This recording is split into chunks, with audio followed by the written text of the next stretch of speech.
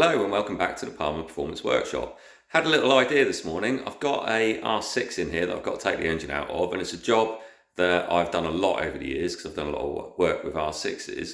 So I thought, why not just do a real-time video from start to finish of removing the engine and actually see how long it takes me when I put my mind to it. Let's crack on. So here we go. There's going to be no sound on this video because, like a mug, I left the radio on, and the issue is if I put the audio online with it, it would get flagged by copyright. So all you're going to have is me doing a bit of narrating over the video. Now, back in the day when I was helping to run these bikes in British Supersport, our Supersport bike, between two of us, me and the sort of my number two mechanic, we could do, under a race sort of situation, a engine out and a new engine in and up and running in around about 20 minutes. Now here I'm just working in the workshop, we're not in a race situation, so I'm not particularly rushing, and obviously I am just on my own. So we'll just crack through it and it'll be interesting to see how long it takes.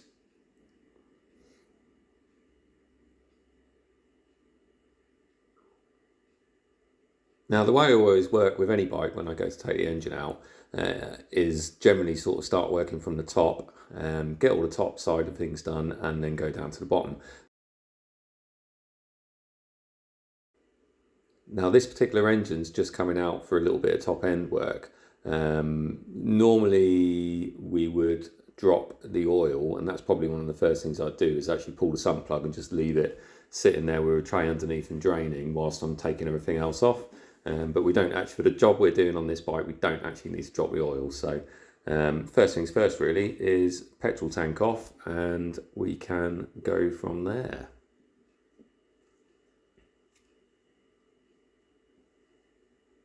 Now I'm just reaching in one of my little drawers in the back there. I've got a couple of bungs that I use just to plug the fuel lines with. And that kind of just stops the fuel leaking out of fuel lines and going everywhere. Just keeps everything a bit tidy.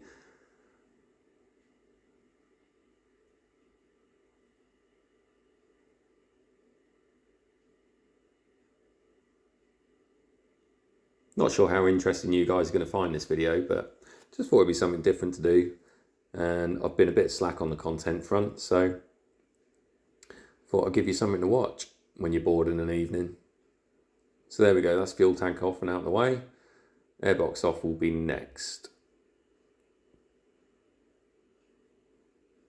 So with some bikes, you can kind of take the airbox off as an assembly just by sort of undoing the clamps where they go onto the carbs or throttle bodies. But I always think it's good practice to take the lid off itself. Then you can check the inside of the airbox, the condition of the filter, and also make sure it goes back on properly.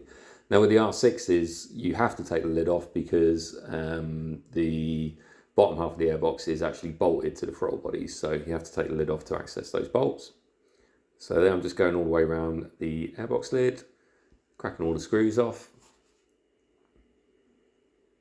And this one happens to have a couple of odd screws in it, which are Allen keys and not a crosshead. So just spin those out.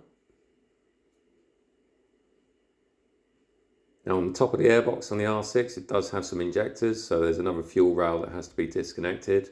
And there's also the wiring for the upper injectors, but it's quite nice on the R6. It uses a little sub harness, so it's actually only one connector that you have to unplug sort of near the bottom of the airbox, which disconnects, well, disconnects the upper injectors, so it all comes off as one assembly.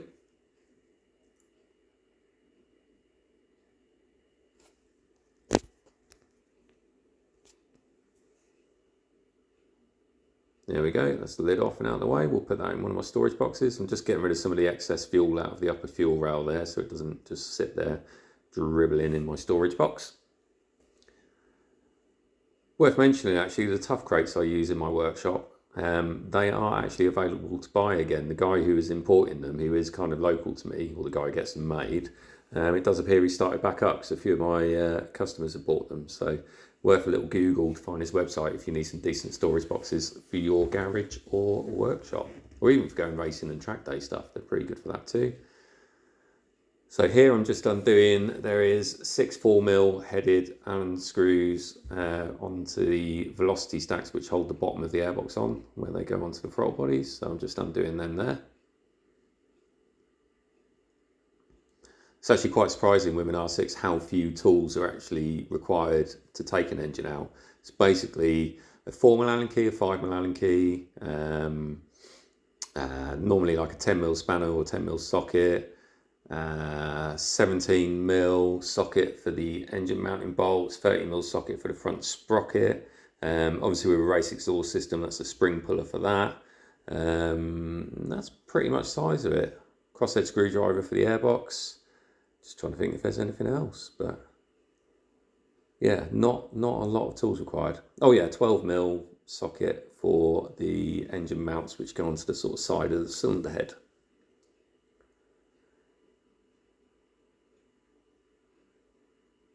So here I'm just disconnecting some of the wiring on the throttle bodies and stuff.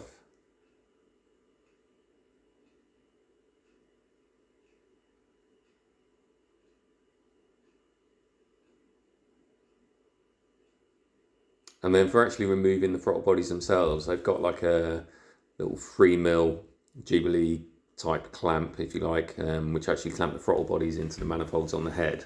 The easiest way, they're not 3mm actually on the R6, they're 4mm, but the easiest way to get to them is actually with like a 1/4 inch drive, 4mm hex key on a long extension, which you can see what I've got there, just a little 1/4 inch drive one, and you can feed that all the way through from the side to get to the respective cylinders. So you do 2 from one side and then 2 from the other side. So you'll see me move around in a minute and do the other 2.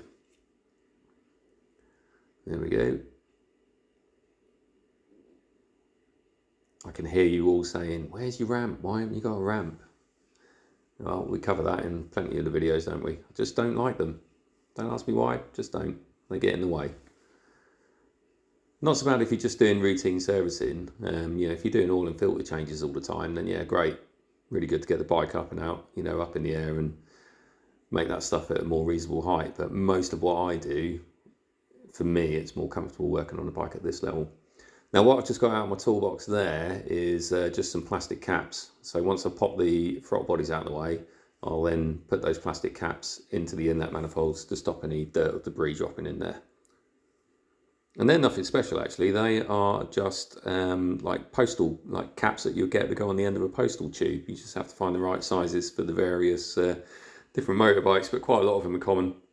So like most 600s use the same size, and you know, the bigger bikes generally quite similar. I think I have about 3 or 4 sizes in total, which kind of cover most bikes. So that's the throttle bodies in my hands there. Just disconnected the throttle cables, put them in the storage box.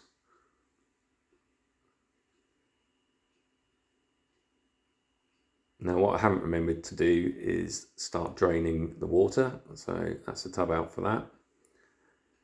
And on the R6 there's a drain bolt on the water pump on the other side, 8mm socket for that. Pull that out and leave it draining while I remove some other bits and pieces.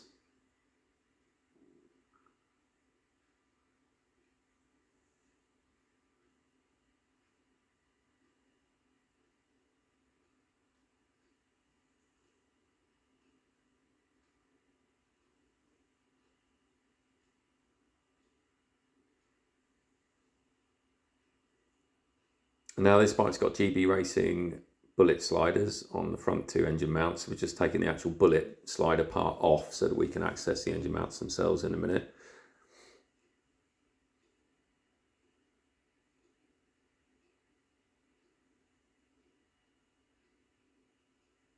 And now just having a little visual. I think I'm probably going to take the gear shift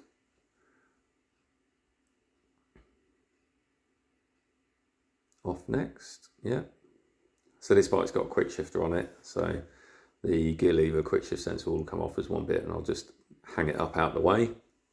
Sometimes, like I would do on this bike, you can actually kind of screw the gear lever part into the rear set just to kind of hold it out of the way, so you don't have to worry about disconnecting the quick shift sensor and rerouting any wires where you've disconnected it.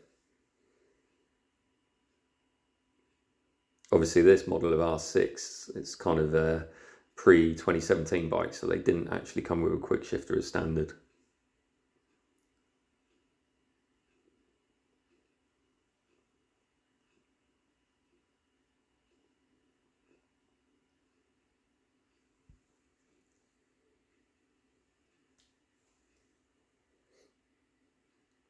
Now that shift shaft's out of the way, we can actually get the front sprocket undone. Now the R6 is a little bit of a pain because there's not enough room. Some bikes you can kind of undo the front sprocket nut and literally just pull the sprocket off, and there's enough room to get the chain out of the way and disconnected without having to do anything with the rear wheel. The R6 there's not enough room to do that. So once you take the front sprocket nut off, you then have to pull the rear wheel out so that you can get the chain slack enough and far enough forward enough to get the front sprocket off, and then actually get the chain around the output shaft so it's not going to hang up when you try and get the engine out. And that's why I'm now putting on gloves, because pretty slack sometimes about wearing gloves, but when it comes to something pretty oily and dirty like the chain, it's obviously best to put some gloves on. Nobody wants dirty chain lube all over their hands, really, do they?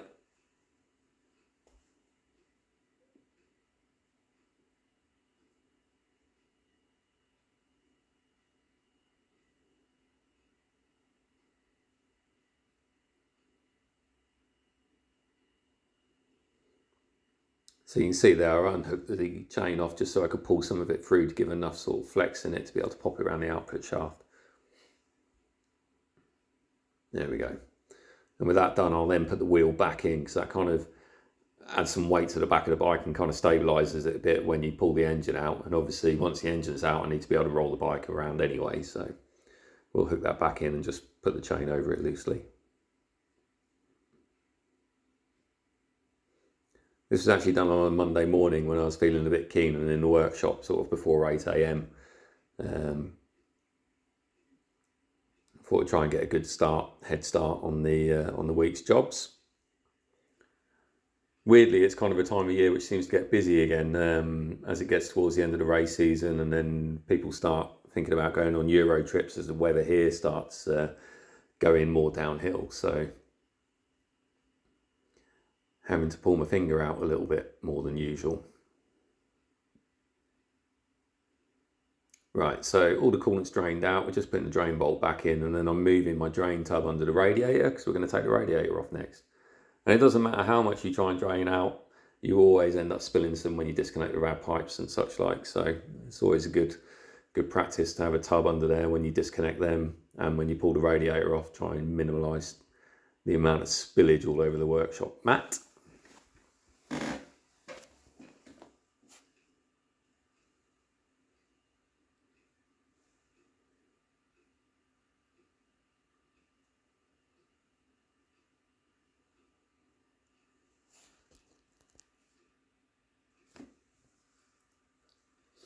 About 12 minutes or so in, I suppose. Anybody bored yet?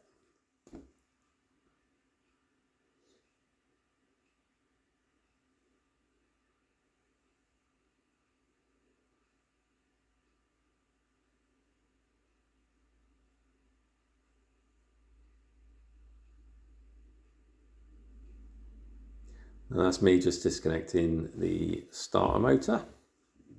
There's a couple of other plugs around the back of the engine. So you've got the neutral light switch, which is on the back of the engine, which is an easy one to miss because you kind of can't see it. Engine coolant temperature sensor, ignition pickup sensor, and the starter motor. There's also a earth point on the back of the engine as well, which you need to disconnect. Oil level sensor, speed sensor, and then you've got obviously your coils and your cam position sensor at the front on the rocker cover, which I'll disconnect just before we take the engine out, and the generator or alternator connector, which is kind of just below where the upper radiator pipe is on the left hand side. So again, we'll disconnect that once we've got the rad out of the way.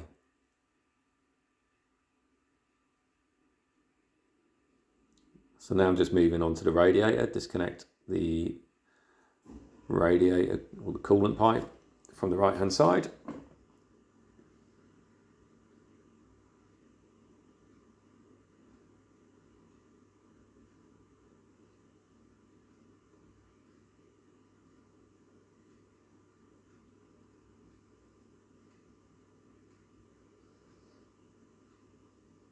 and then the upper coolant pipe on the left hand side.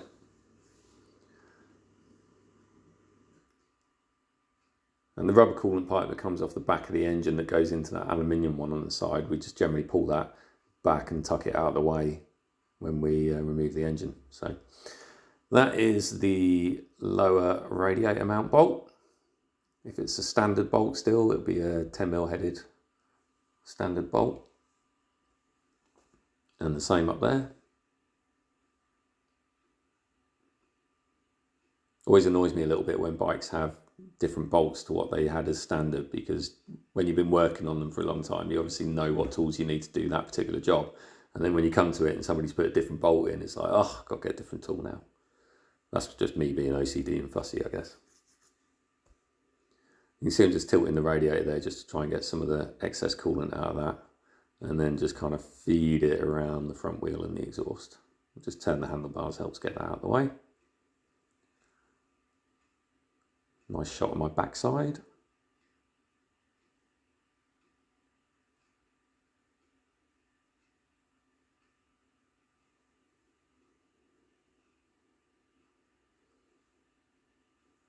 Interestingly enough, the coolant came out pretty dirty, but this bike had been run on just pure water for quite some years, and it hadn't been changed regularly. So the whole sort of coolant system was really furred up and stuff. So last time it was in, it had a sort of good flush through and new coolant, and it will need new coolant again. But the coolant that's gone in it has helped to kind of clear out some more of the crap that was in the cooling system. It's not used for racing at the moment, so it's fine to have coolant in, and it is better if you run water in these things for a long time, even if it's deionized water. It still causes corrosion, and long term that can be a big issue for your engine. If you are racing something like this and you are running it on deionized distilled water, just make sure you change it regularly. That will help. Right, so that was just pulling the exhaust springs off. Now this is a Akrapovic system on this bike. They do tend to get quite tight in the manifolds over time, so they can take a bit of wiggling to get them out. So generally you kind of pull on the front end of it and wiggle the back end of it and just kind of try and tease it out. But sometimes they need a little bit of a helping hand. You can see that I'm just having a go at it. I'll give up in a minute. But this is kind of one of the points when you're trying to change an engine in quick time on a race meeting. Something like this obviously holds you up and doesn't help.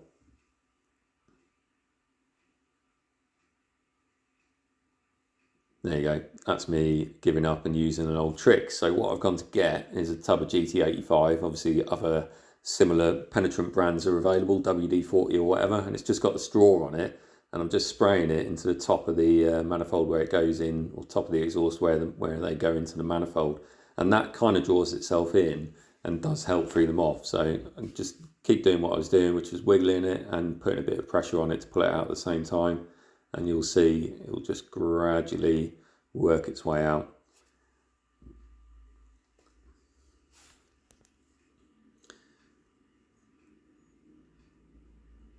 Here we go, just like that. I'll go and hang that up out of the way.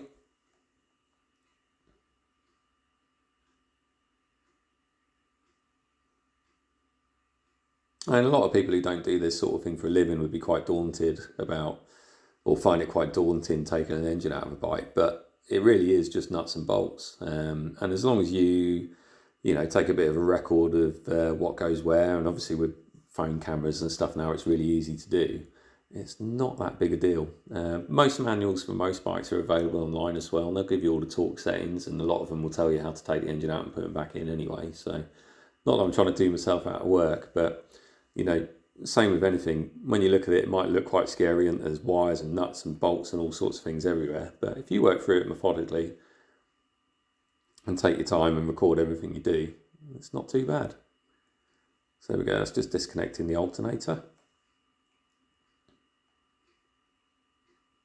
and taking out the front GB racing mounts. I've still left the 12mm headed ones, which are sort of further to the rear of the cylinder heads in at the moment. Don't want to get too carried away taking engine bolts out until we've got my engine crane in place. And what are we now, 20 minutes-ish in? Yeah, about 20 minutes in. Not too bad for a Monday morning so far.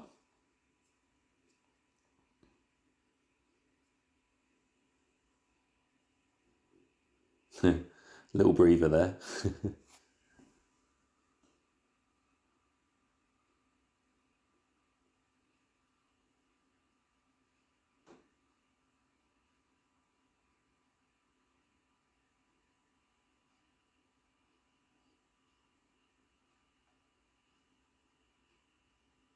Now what they do have on the R6 is the sort of left-hand side of the engine bolts up straight to the frame, and then on the right-hand side they have these inserts on the engine mounting bolts, and they're like an expanding collet with two sort of tapered bits which go either side. And the idea is when you put the engine back in, you sort of do it up on the left-hand side and it pulls the engine over to the left to get the sprocket alignment right. And then the right-hand ones you wind in and they lock themselves with the collet in whatever position they're happy in. So here's my old engine crane. Unfortunately, you can't quite see the top of it. Some of you might have seen it before.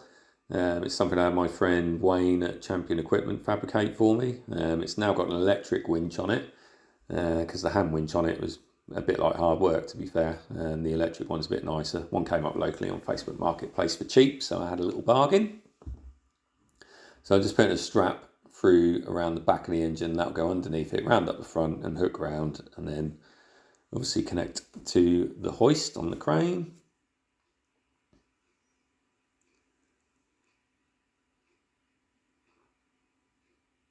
Again, fiddling around with this takes time. If there's two of you, you just pull the bolts out and lift it out yourselves. You won't mess around with an engine crane, but little old me has to use it.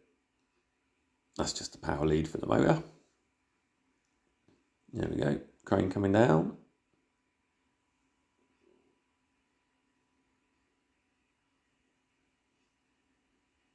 Now, if you are doing this job on its own and you haven't seen my other videos, you can use like an engine hoist for a car for doing this. And you just put it, put the front wheel of the bike in the sort of in between the engine hoist. That works quite well, and that's what I used for years. And I still do use it on some engines. It just depends on the bike. Some engines don't. Well, some bikes don't lend themselves to this new engine crane that I got made. So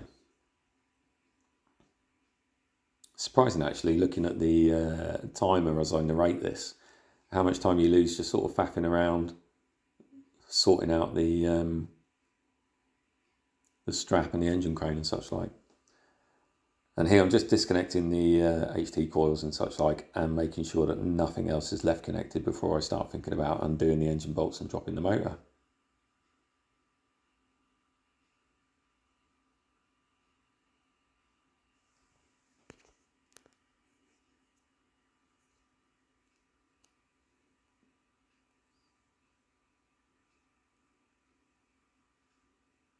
So I'm just putting some tension on the ratchet strap that's going around the engine, just to kind of take the weight of the motor when I undo the bolts.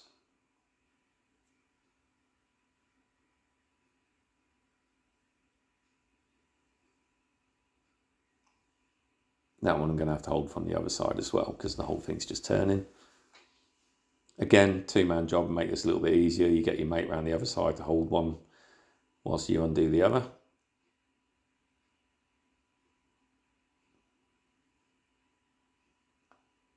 Now that bottom one I'm just going to pull out completely. Kind of the reverse to fitting. Normally when I fit them I put the bottom one in first and then pull the engine up and get the top one in. When I'm taking them out I tend to take the bottom one out first and then remove the top one. But what I'm going to do here is I'm just going to undo the top one and push it halfway out, and then I'll undo the two engine mounts at the front of the bike that I've left in.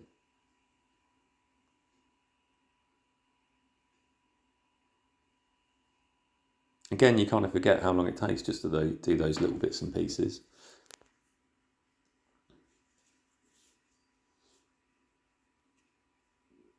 Coming up to 25 minutes in now.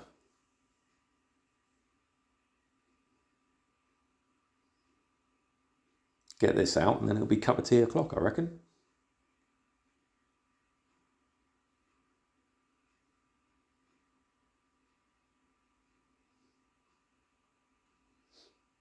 So that's the right hand side last engine mounting bolt coming out, along with its little spacers and collet.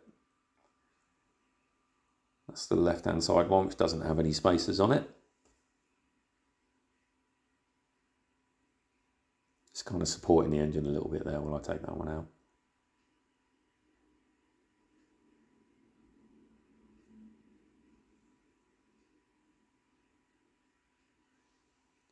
Readjust the crane a bit. There's a block of wood that I'll put underneath, which just kind of steadies the engine once it gets onto the crane, or onto the base of the crane, should I say.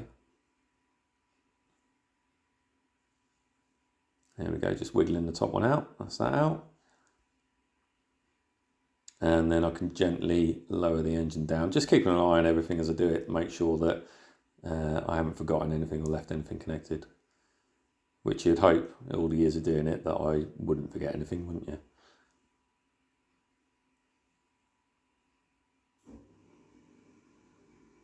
So once it's secure on the base and not going anywhere, there we go, like that, I'll then disconnect the actual crane part, or the hoist, should I say, and then I just lift the chassis over the engine.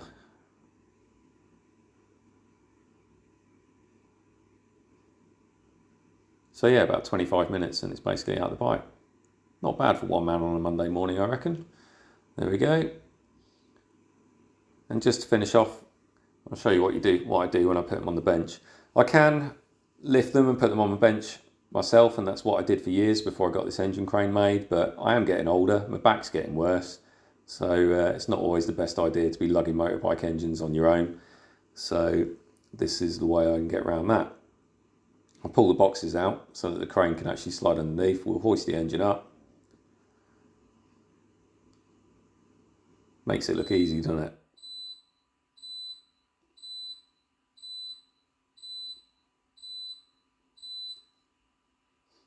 Typically that beeping was the dishwasher in my kitchen finishing whilst I'm narrating, so apologies about that.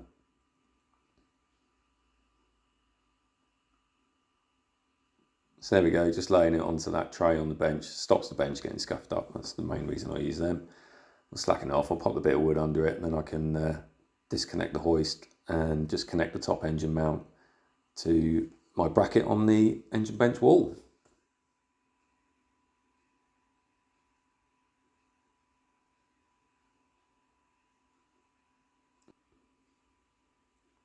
And take the strap off the engine. And that's pretty much it. The engine is ready to be worked on. Job's a dream. And there we go, just over 25 minutes to get it on the floor, and then a bit of messing around putting it on the bench. Now we can crack on and work on it. Hope you guys enjoyed that video. Please like and subscribe, and we'll catch you on the next one.